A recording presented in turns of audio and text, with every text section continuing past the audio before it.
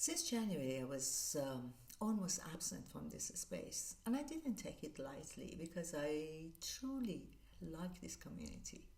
Your messages, your supports. With some of you, I even had a direct and real conversation.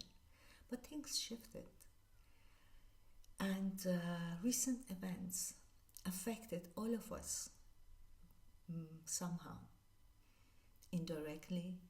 But for me to be Persian very directly, I always try to be very honest with you about healing, about life, and never pretended that I have the key to a formula that can heal all of you, because such a thing doesn't exist. But there is something I have wanted to talk to you for quite a while. Because if you look back, we have been through many different waves. A few years ago, there was environment, constant news, fear of future, massive, conventions, billions of dollars spent. All of a sudden, rise of environmental celebrities, and then disappearing. Then things shifted to something else. This time, the battlefield was food. Vegan, vegetarian, pescatarian. Debates. What to eat, what to not eat, what kind of vitamin we have to take, what is the definition of vitamins, obsession dressed as awareness.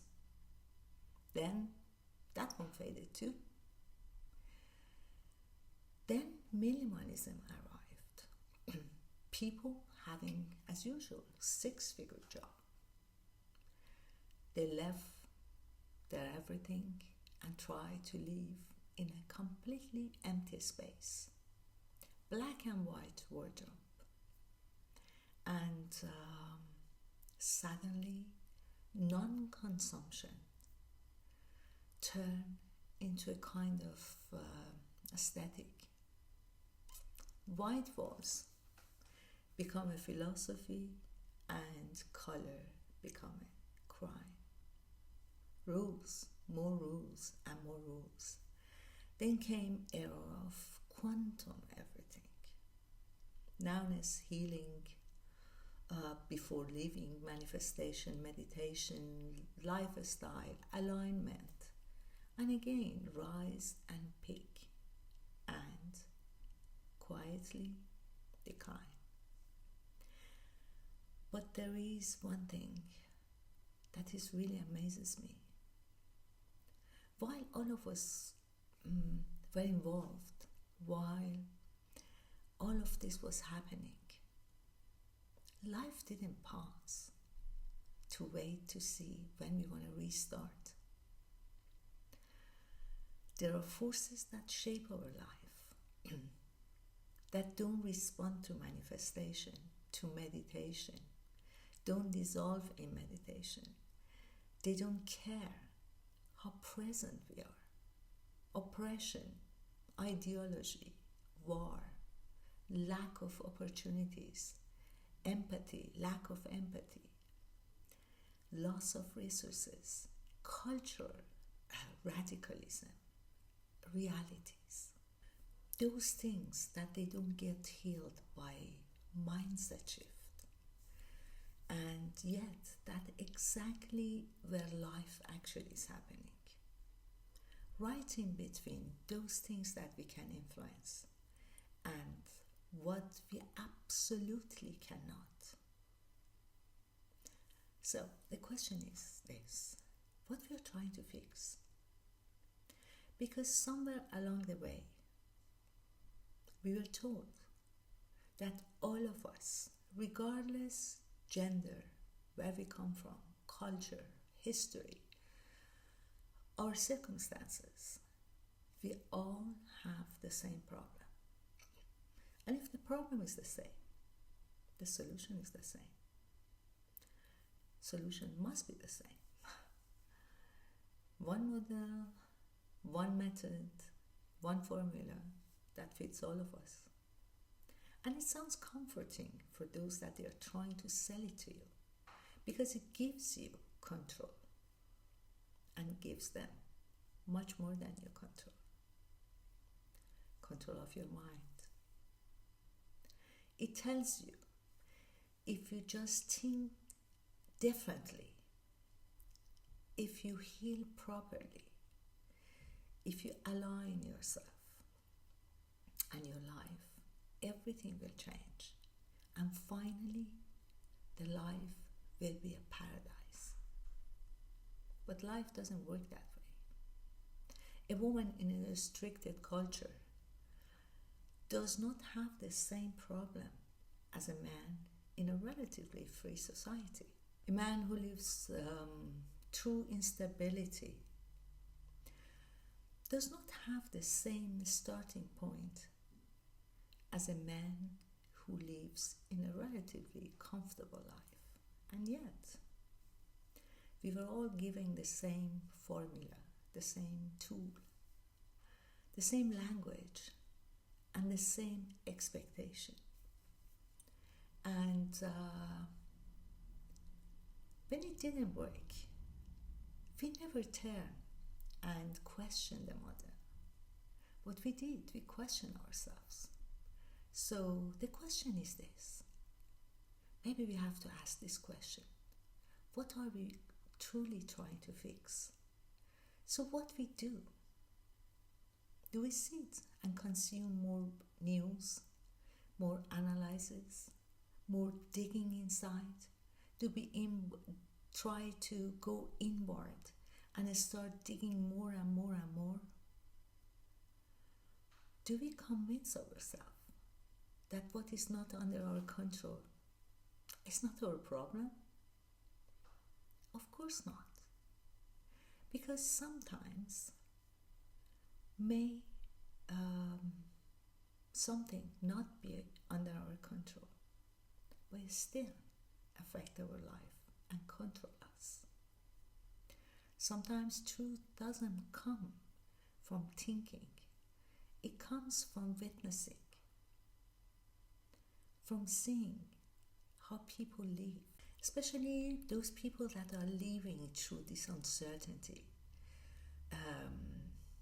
affected by events that is not under their control.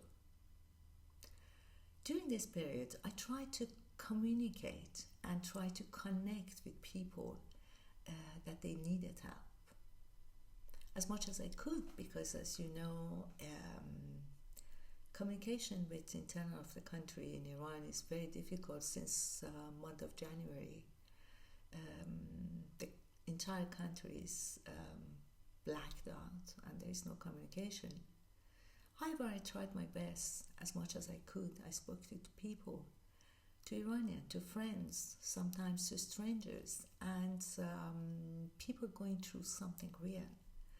Loss, grief, fear of uncertainty. And what surprises me was not their pain, was their ability to still live, to still laugh, to still cook, to still do the ordinary things. And while trying to support them, something shifted in me too. I realized I didn't need to dig deeper and deeper, to analyze myself more, to analyze them either, and to go to roots of the things. I didn't need to fix their pain or even fully understand it, because I can't, because we can't. What I needed was to return to what bring me back to life, to understand the true strength of human being, even while the life is heavy, even while the things are not okay. It's not denial. This is a strength. I saw families that they have lost someone, their dearest one, their children. And still, there was movement. There was ritual, dancing while they were mourning, in tears, yet dancing. There was something still alive in them, hope for the future. Because maybe the problem is not that the life is heavy. Maybe the problem is that we lost our ability and confidence through all these waves that we were dragged to. Maybe we forgot how much power we have. Maybe it's because problem is that we stop creating while leaving. Not creating as an innocence, but creation as a resistance, as a participation to life, as a way that we keep moving, not stepping away from life to fix ourselves, but living through who we are, discovering our abilities, not healing ourselves from ourselves, but healing ourselves through ourselves. Maybe we misunderstood something very simple. We think life becomes lighter when we solve everything. Maybe, but maybe it becomes lovable while we live it and we participate to it.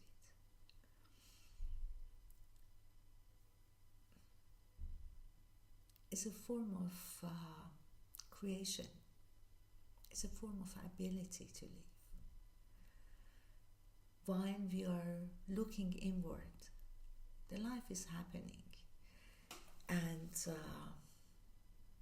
there are many, many things that we can't control.